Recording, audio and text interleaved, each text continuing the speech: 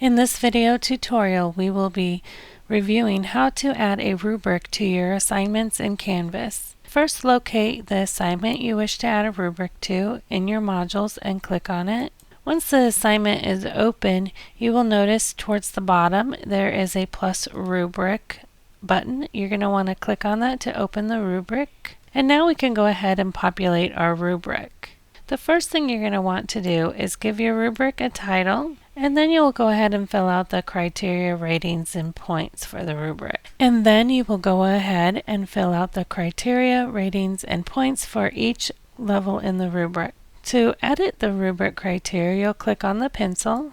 You will add your criteria description and click OK. Next, we'll move to the ratings section. To add the first rating, we'll go ahead and click on the pencil again.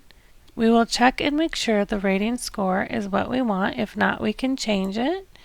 And then we'll add our rating title. For this rubric, I'm using Proficient, Competent, and Novice. After we add our rating title, we'll go ahead and add the rating description and click on Update Rating. And the rubric I'm showing you right now has 3 rating columns. So it only shows 2 columns. So I'm going to go ahead and click the plus sign in the middle, and it opens up a new column. Once this opens, you adjust your points, add your rating title, and add your rating description, and click Update Rating. And we'll do this again for the third section. In this section, I want to change the rating score to 1 point, add my rating title, and add my rating description, and click Update Rating. One thing I'd like to bring to your attention is the points. Right now our points are at 5 points, 3 points, and 1 point.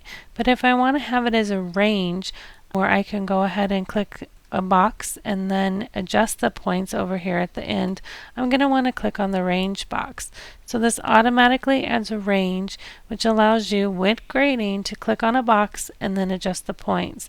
If you leave it without a range and you click on a box and say it's the 5, it will leave this at 5 points. And if you go to change this point scale when you're grading, it'll unmark the Proficient box. So I suggest if you're using a range, click on Range. To add another row, we're going to click on Criterion again, and then New Criterion. And we'll go ahead and add the information again, starting with the description and continuing all the way through until it is complete. After you have finished creating your rubric, you will scroll to the bottom of the rubric page and locate the different options available for you. There are 3 options that you can use when deciding how to use your rubric. The first is writing free-form comments when assessing students. If you select I'll write free-form comments when assessing students, you will be manually entering the feedback and assigning points.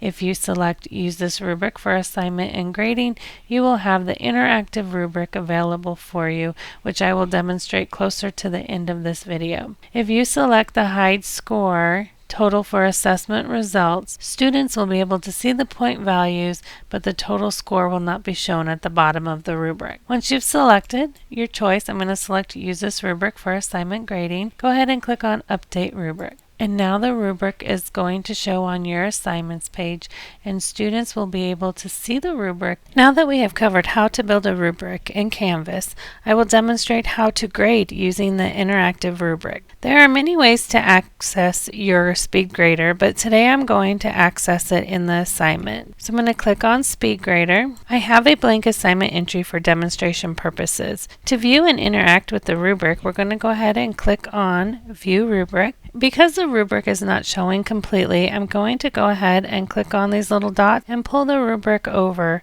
so I can see the complete rubric and the assignment at the same time. So what we're going to do is select criteria for each rating and leave feedback. So I'm going to go ahead and click on Competent.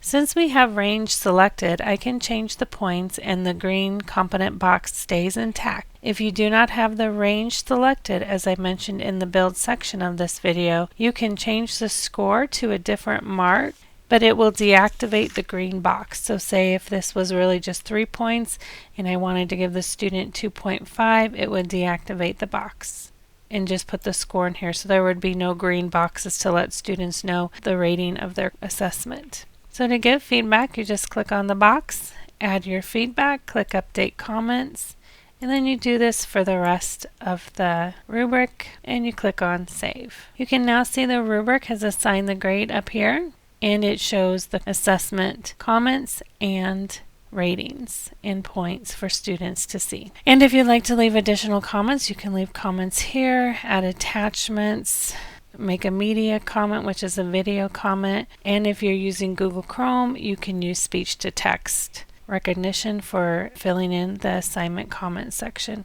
And when you click on submit, the grade will show up in the grade book.